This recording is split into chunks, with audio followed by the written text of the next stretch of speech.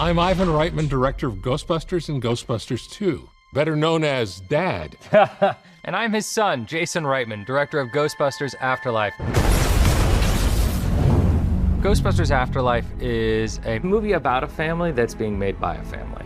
And it is much about the passing of torch, metaphorically, and the passing of a proton pack.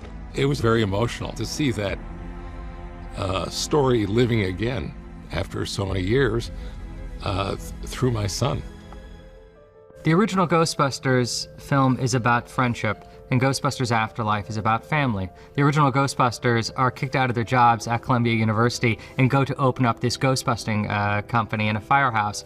Our family loses their home and is forced into this dilapidated old farmhouse where they must confront their relationship with the patriarch of their family, Egon Spengler, someone that our mother, Callie, really doesn't know and kind of resents, and our, two grandkids, Phoebe and Trevor, really don't know where they come from.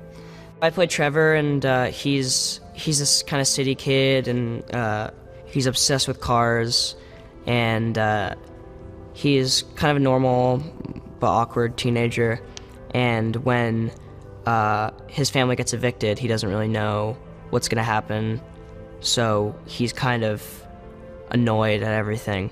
But when he moves into this new town and kind of finds friends and finds a girl that he kind of falls for, it becomes kind of all worth it for him. All right, back in. All right, don't get attacked, but McKenna, high-five him right away. When I first read the script, I think the number one, and I told Jason, our director, this, the number one thing that really attracted me and caught my eye was the characters.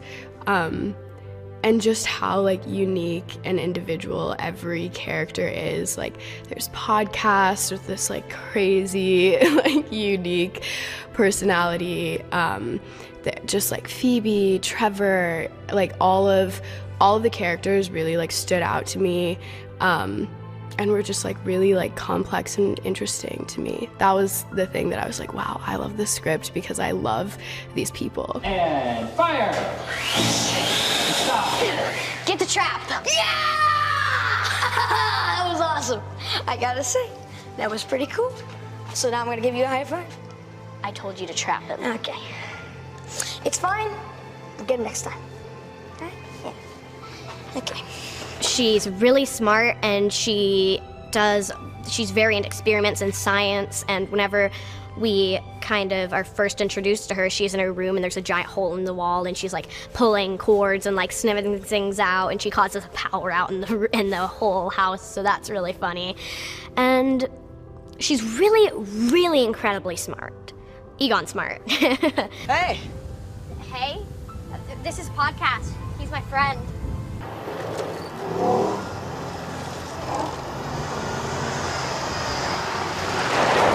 Podcast is a very quirky character, and that's why he gets along with Phoebe so well, because he's not the cool kid or anything like that. He's just an outsider, really. But he has interesting things about him, like how he has his recording, and he makes a podcast. And I feel like he's really he doesn't let anybody tell him that he can't do anything, and I think that's really special. The whole city was freaking out, and these three physicists with portable proton accelerators just blew the lid off of a skyscraper. None of this rings a bell, really? It happened 20 years before we were born. I believe it. Come on.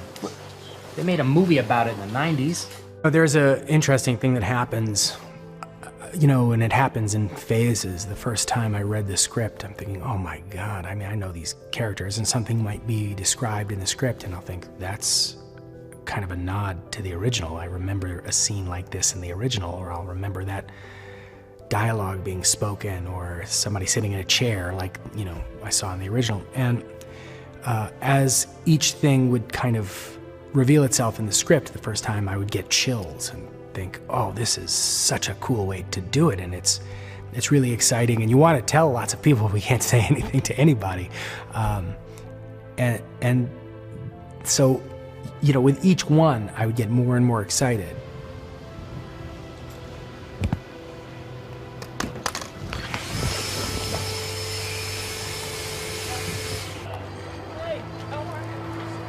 I think we are more and more looking within our own families as being kind of a very important way of sort of getting through. And so taking an idea like Ghostbusters, a large sort of world-saving idea, and sort of funneling it through a familial idea seemed like a good thing. And I've always thought of the Ghostbusters, yes, it's a movie about friendship, but the Ghostbusters ended up to be a family, kind of an extended family of their own. And in a strange way, because of the death of Harold Ramis, that family got broken. And so when he wrote this Afterlife script, it seemed to tie these ideas together, and it seemed to be the perfect thing for its time. 3, 2, 1, action!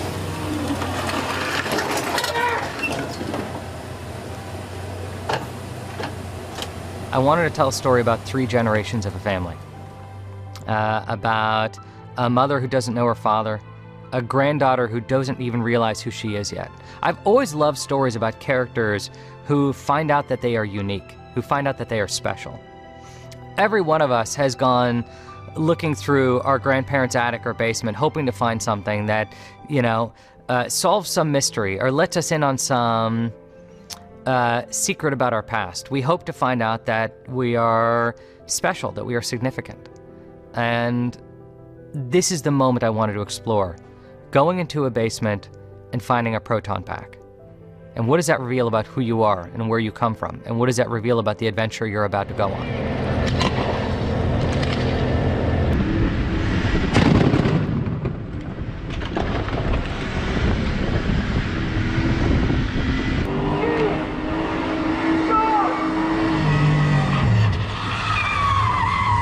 I watched the Ghostbusters movies when I was younger, as a lot of people do, and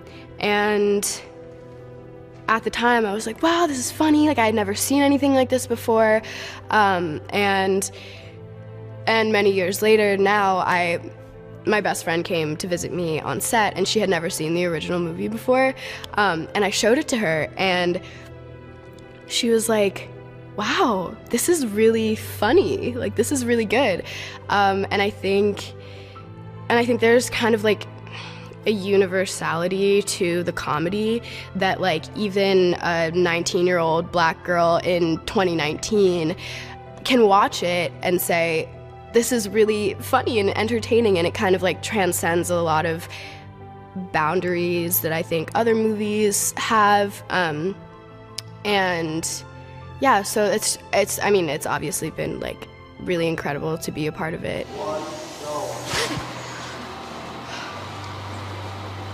Being a fan of the original movies, I could not have wished for anything better than this. Like, this is a Ghostbuster fan's dream, to get to be here and look at the ecto and play with the traps and use the proton pack and learn how to be a Ghostbuster and be a Ghostbuster. I could just still am pinching myself to this day, like, is this real? Like, what's happening? What is going on?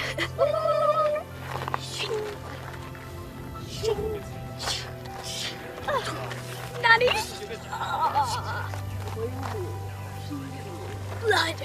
Blood, and eventual death. And the revival. Cha-cha, real smooth. I think they're timeless movies because it's, they're characters that everyone can relate to, and they're such iconic performances, so they're really hard to kind of forget. And, my parents showed me at a really young age those movies, so I was lucky, but I don't know a kid that's my age that doesn't really know what Ghostbusters is, so it's really iconic. Oh, that's legit. Yeah, it's a real thing. Come out and then spread to be able to get these closer. I'm a fan of the original film, like everybody, pretty much. And I think that Jason did such a great job and Gil writing this script, the two of them, and coming up with this story. I kind of think it's the perfect way to do it, but it's also its own thing, and it's its own film, and it would be, I think we'd probably be getting into trouble if we just kind of thought, oh, we're doing the first thing, this is like the follow-up to, I don't think you can think like that. You have to view each thing as its own piece, and while the connections are there, and while it's very much a love letter to the original, I don't think that anybody can burden themselves with this kind of sacred thing over their shoulder of continuing that story. Otherwise, it would be a little too daunting. If people are an original fan of the Ghostbusters, I really hope that they like this one, because I'm pretty sure they will, because it's pretty cool. And I think that people are going to take their kids to come and see this, which I've said a few times, but that really excites me because it's a whole new generation of Ghostbuster fans. Not that anybody ever stopped being Ghostbusters fans. I mean, even to this day, it's still such an iconic movie that everybody knows and loves.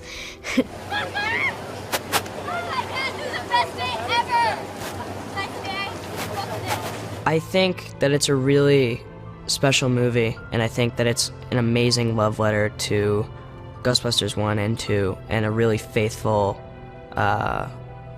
movie to those movies. And I think it's a movie that's funny and that will scare you, but also make you laugh and cry. And I think it is I think it's a really special thing. Nothing really prepared me for how realistic the spatial reality display would be. Jason hired me to create a look for the film. I have an idea and we can email each other photos, but that doesn't actually bring something to life. You're able to interact with a 3D object.